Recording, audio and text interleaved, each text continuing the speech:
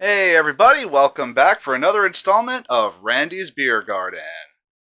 I, as always, am your host, Randy. It is a pleasure to welcome you back to the garden. We've got a few new little additions here.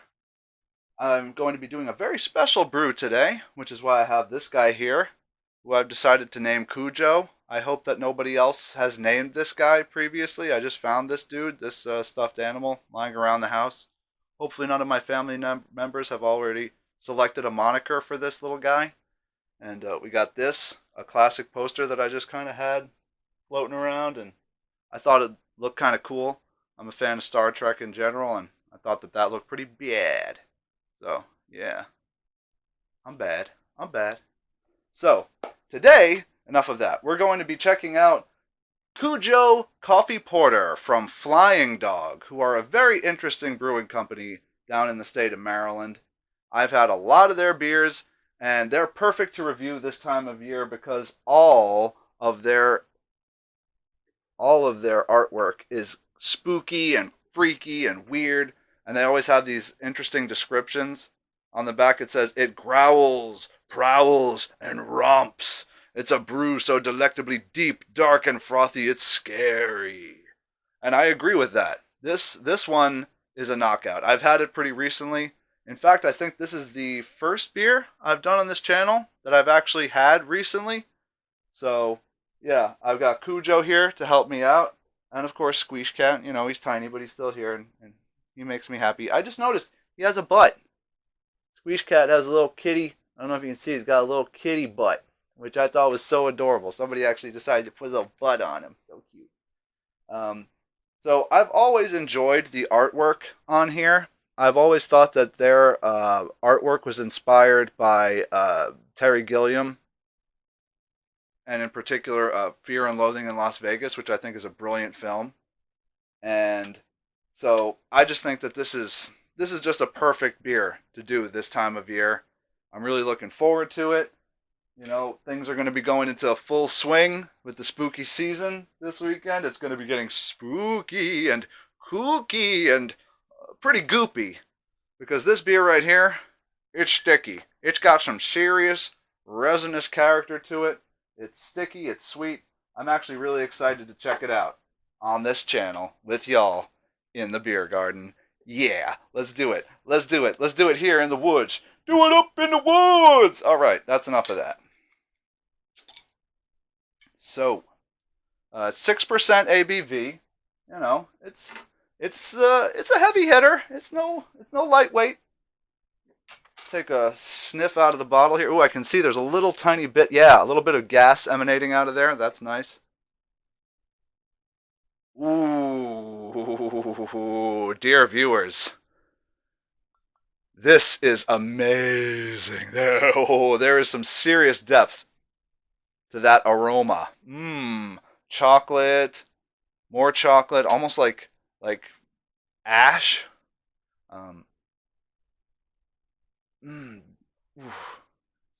Caramel, maple syrup, so much going on in that aroma. Just out of the bottle too. We haven't even poured it yet. That's impressive. Let's see what we got going on here. Not an aggressive pour. Standard pour. Into the medieval times glass. Freshly washed today, as always.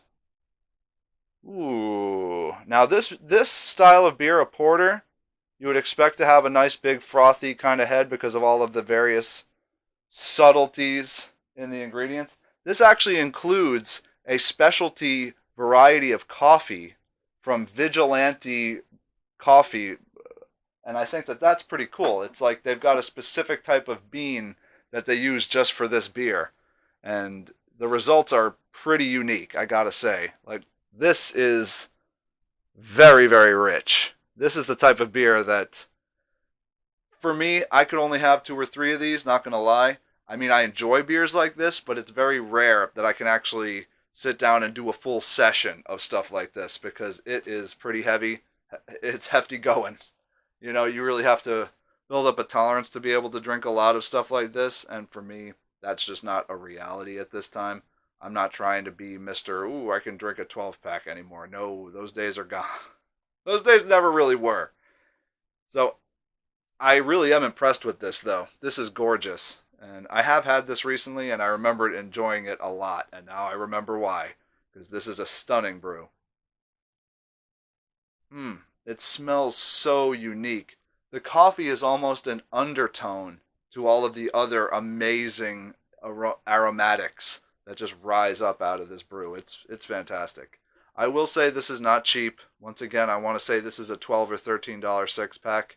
So, and it's 6%. So there are other beers that definitely are going to provide a better bang for the buck in terms of alcohol, but not in terms of sophistication and balance and flavor profile. Which, by the way, let's give it a go, shall we?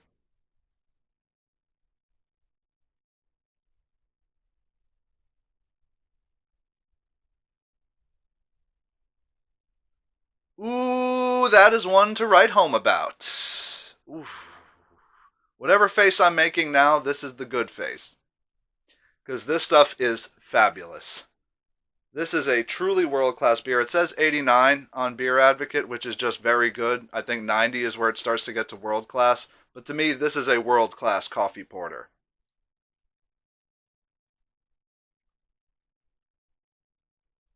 Every sip, there's nuances that are unleashed out of there. There's fig, there's prune, there's raisin, there's date, there's a little bit of herbal hoppiness that just grounds everything. It is just really a delectable, delectable beer. It is rich. If rich is not your thing, you're not going to like this. If you're a Coors Light person, you're probably not going to like this. No shade. No shade, darling. I respect your decision. Coors Light is a good brew. Nothing wrong with that. Nothing wrong with that. But this is exceptional. This deserves a special place in the pantheon of porters. Because this one is really blowing my mind. Like, there's a lot of really cool stuff going on in here that I think true hopheads, such as the viewers of this channel, love you guys, like and subscribe. I think that this is the type of beer that y'all would really enjoy and should be checking out. Normally, I wouldn't rate a beer like this on the Gazuffa scale because it's not really an Oktoberfest and that's more of a German thing. But in the spirit of the season, I am going to give this 9 out of 10 Gazuffas.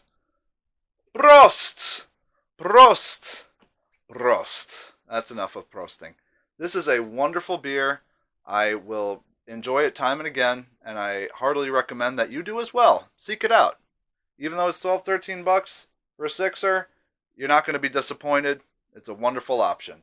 So, as always, thank you guys for checking out the Beer Garden, and I'll see you next time. Take care.